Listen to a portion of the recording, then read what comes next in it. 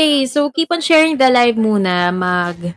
Hatak tayo ng 1,500 viewers bago natin i-release ang ating mga special guests for tonight. Hi, AM! Ano daw? Haha, brother. Yes. Happy Friday sa ating volleyball community. And nagbabalik po ang Volley Tambay here on Kumu. Nagsistream ako minsan pero hindi na ako nakapag-Volley Tambay. The last was with Caitlyn pa.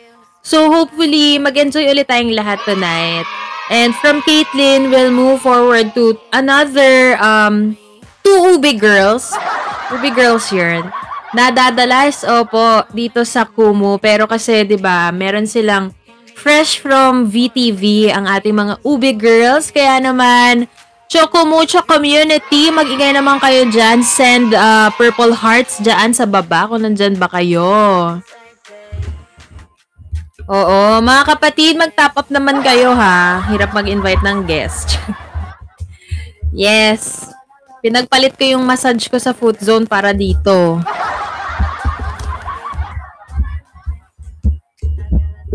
Yan. Pero sabi ko kasi last stream, babawi ako sa volleyball community. Kaya naman, push.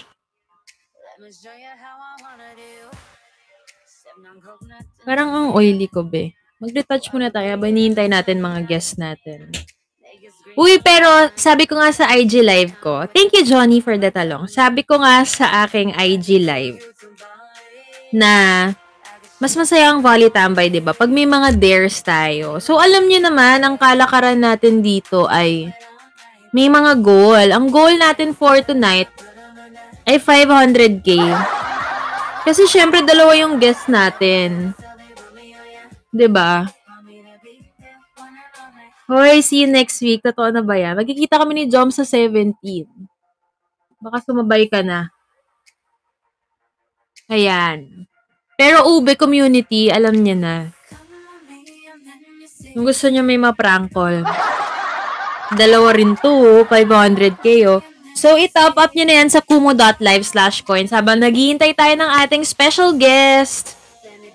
Kaya, ayan, more talong for today's video. Thank you so much, guys. Pero sana magkaroon tayo ng mga chocolate heels, Malacanang, Bakunawa, ganun, ha? And sa mga hindi po talaga makakapagbagsak, guys, yung inyong pagko-comment at pag-share ng ating live stream, that will be a very, very big help na. Pero syempre, alam nyo na yun, ha? Dating gawi tayo. Bathala, ganun! Sa true, ako hindi ko pa na-experience yan. Dati dito sa Kumu, ako ang isa sa mga laging nauuna kapag may mga bagong gifts, ganyan. Ngayon, iniwan nyo na ako. Okay lang. Hindi naman ako matampuhin eh. Hi, Lyshus. Let's go. Keep on sharing the live, guys. Tampo yun. Hindi ako tampo. Ano ako? Hindi ako tampo. Naniniwala akong yung 800 viewers, mababait sila ngayon. Tipong i-group work nila yung goal natin sa stream na 500k. Pero don't get me wrong, dapat 500k dito sa screen ko. Kasi baka may 500k, kinamado nyo rin i-send. O, diluge. Ayan, dapat for Volley Tambay ang drop. Ayan, alam nyo na. Tignan natin kung matibay ang inyong group work, Ube community. Ayan. So, abang-abang lang tayo sa ating mga special guests. Pa-chocolate heels. Oo nga. Hindi nyo ba na-appreciate o magsusumbatan talaga tayo for today's fit? Hindi nyo ba na-appreciate yung Volley Tambay na nung panahong pandemya? Nagsarado yung ABS-CBN. Wala tayong access sa mga volleyball idols ninyo, pero sumulpot ang Volley Tambay. Nilabas natin ang kulit ng mga idol ninyo na kapag ini-interview sa TV, paulit-ulit lang naman yung tanong. Sasabihin, na-pressure ka ba? Tapos sasagot nila, the pressure lagi naman yan nandyan eh. It's, kung paano mo lang, hoy, oh my! Dito, makulit sila. Dito, totoo sila. Hindi sila showbiz. Kaya, guys naman, top up nyo yan. Diba?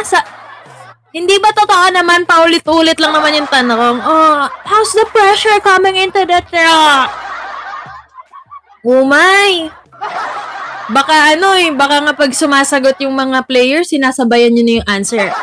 Yung pressure, lagi naman yan nandyan. Diba? Top up niya yan, Ben. Nagigigil ako sa inyo eh. Diba? Kung hindi dahil sa, volley tambay, wala dito yung mga volleyball players, hindi kayo masusungitan ni Denden Revilla na bakit ka pinapasayaw yung mga players pag nag-warm up. Stress nyo kami, ha? Hindi kayo machuchut-chat ni Sisi. Hindi kayo mawawala ni Joanna Maraginot. At higit sa lahat, hindi nyo madidiscover na superstar si Buding at Jejemon si Ponggay. Diba? Kaya sana naman. Pero nakakamiss yung old times na talagang, shit, parang lalagnatin talaga tayo pag walang volley tambay, diba? Aminin naman natin, talagang naging, natin to, panawid boredom, na pantanggal, bagot at anxiety nung, pandemic, diba? So, thank you so much pa din, kahit na hindi kayo magtapa, pero magtapa pa. Pero thank you so much kasi ganong katagal na ba? 22 years na rin ng volley tambay. Netong August ako nag-start eh. Si Buding pa nga yung first guest ko. So, happy second anniversary. Thank you so much, Miss Pragmatic. Thank you so much sa ating volleyball community na talagang kahit mag-ulit tayo ng guest, talagang hanap sila ng chismis dito, ganyan. Diba? So, tuloy-tuloy lang. Sana maibalik natin yung pagka-active ng volleyball community dito sa Kumu. So, share the live. Kulang pa tayo ng 500 viewers. Let's go. Para 1,500 ang ating makabonding sa umpisa ng show. Oh, may mga nag-guilty ng nasumbatan. Dear, thank you so much. Diyos ko, sumbat pala ang gusto. Huwag kayong mag-alala, marami tayo niyan. Uy, pero sa mga nakaka-appreciate po ng volley tambay, maraming salamat. And kung gusto nyong i-share ang mga clips from tonight's interview or maki-Twitter party, just use the hashtag volleytambay with CC and Maddie. Yan. Okay. Tawagin na natin ang ating mga guests.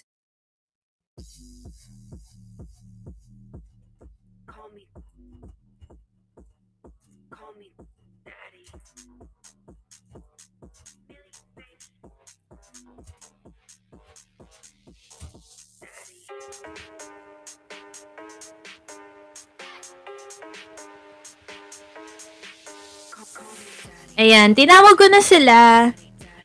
Pag na-spot niya si Sisi, sabihan niyo ako. Andiyan ang Sisi. Andiyan na pala eh. Bed, dito ka, Sisi.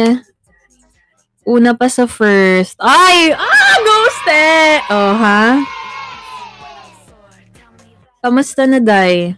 Hinaan ko yung mic ko para Okay lang po. Ayan. Parang patulog na to. Hintayin lang natin si Madzilla. At alam niyo ba kung gaano kayo ka-special? Si Maddie may sakit. Pero, magpunta siya dito sa volley tambay para sa inyo. Nakakahiya kasi sa inyo, di ba? Sinong kasama mo dyan? Si CJ. Mas pa CJ? Ay, andyan na daw si Maddie. Mad, sakit ka dito. Kasi bebe niya. Ayan eh. Hindi ko pa kasi nami-meet yan in person eh. Ayan. Maddie, ayan. Uy, ano yun? Ay! Hi! Pwede ba to? Adjust ka, bebe. Sisi, adjust. Wait lang. Teka lang, BRB. O, diba? Ganun tayo. Kasi si Maddie nag-adjust sa inyo kahit may sakit siya. Kaya agad-agad mag-adjust tayo. O, diba? Dito ang drop ng gifts pambili ng gamot. Saan ka nagsistream? Yung mga nakikita kong screenshot na mga screen record na may minumura ka. Dito ba yun? Hindi, sa ano yun, sa Vietnam natin. Pero dito sa Kumu? Sa Kumu ngayon? Hindi, sa Kumu ba yun? Yung stream mo? Ay, opo. Perfect.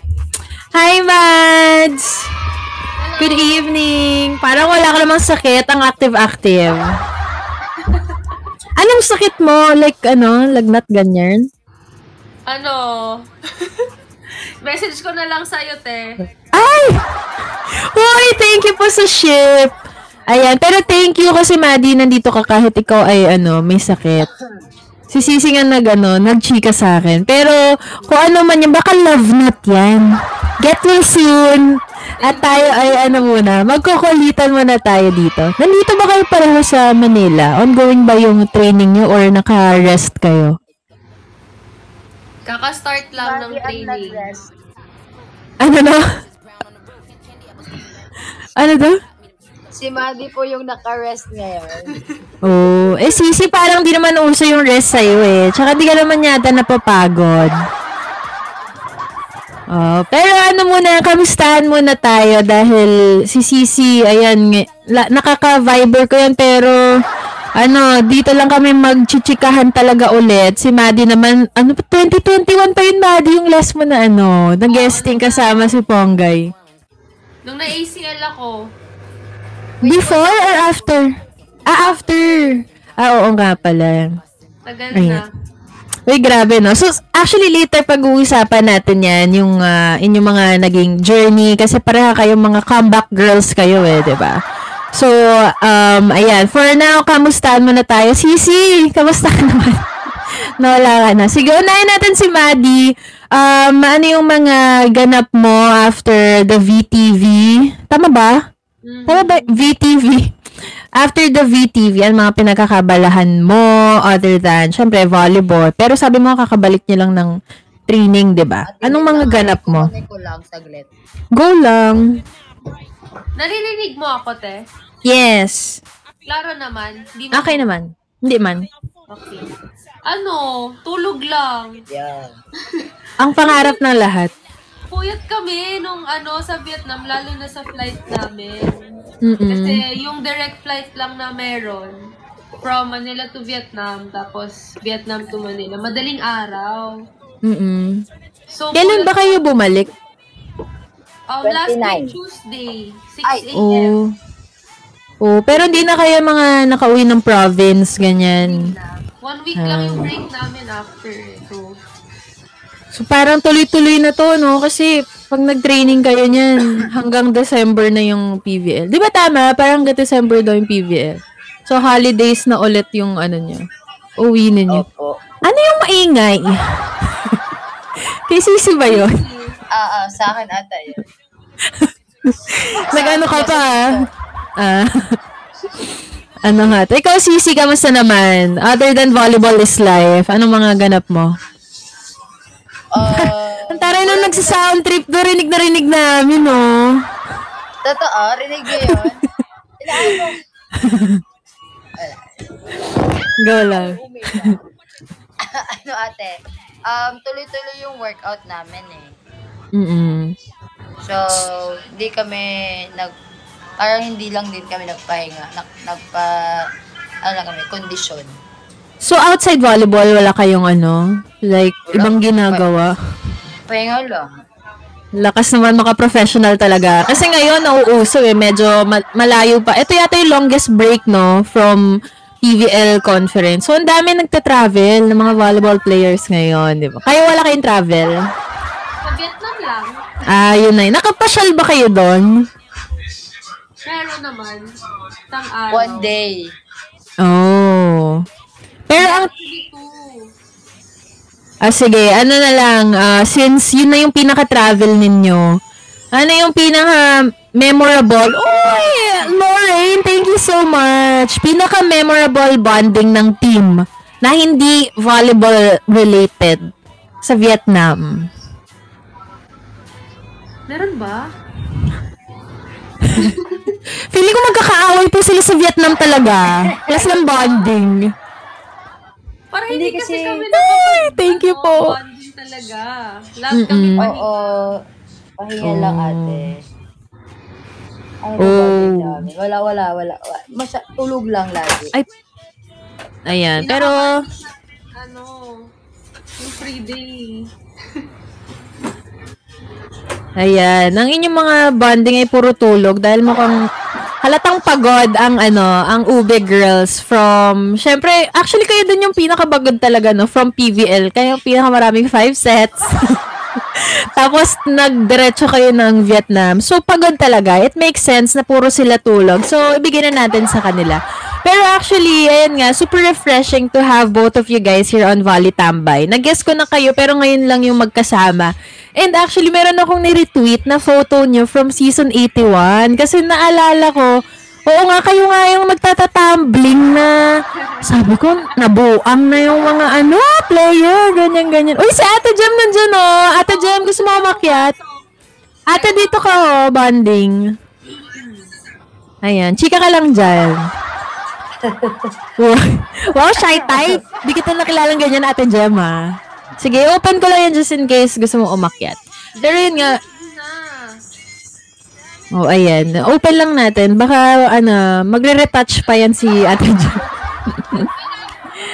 Pero ayun, syempre from UAAP rivals to pro teammates. And can I just say, parang kayo yung pinaka hindi toxic na rivalry. Agree ba kayo? Kayong dalawa? Na pinaka-healthy na championship yung season 81. Walang away, ganyan.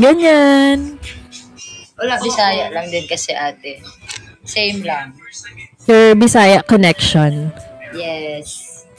Antare. Pero ano yung impression nyo before nung magkalaban kayo sa UAP? Kasi nagkakausap ba kayo off-court nung college? Nagkakausap talaga kayo. Oh. Kasi maliit lang yung konti lang yung mga Bisaya sa UAP. So, pag nalaman namin Bisaya na parang, uy, Bisaya, Monday ka, parang gano'n. Mabilis na lang yung approach sa isa't isa. Anong tawag doon? Bisayang dako. Tama ba? O, diba? Kasi medyo Bisaya na din ako. Hoy, dabawan niya! Ako din, dabawan niya, wife. Hoy! Ayan, bisdak, yes. Yun nga yatang tawag dun. Ayan. Pero ngayon, nung teammates na kayo, meron ba kayong mga new discovery about each other na, uy, ganito pala si Sisi, ganito pala si Maddie? Sige, ikaw muna, Maddie. Hindi lang nakaubusan ng energy si Sisi. Yun lang talaga masasabi ko. Power bank yan eh. Wala siyang pakialam kung naiinis na kami sa ingay niya. Ingay lang pa rin siya ng ingay. Go lang siya ng go. Pero, yes. I mean, naman not in a bad way. Siyempre, parang it helps the team din with their energy. Taray, Sisi. Kaya nga eh. Be, gusto mo mag-TikTok na lang tayo? Hoy, doon ka na sa CR mag-TikTok kung sino ka man. Thank you po sa Diamond Shower.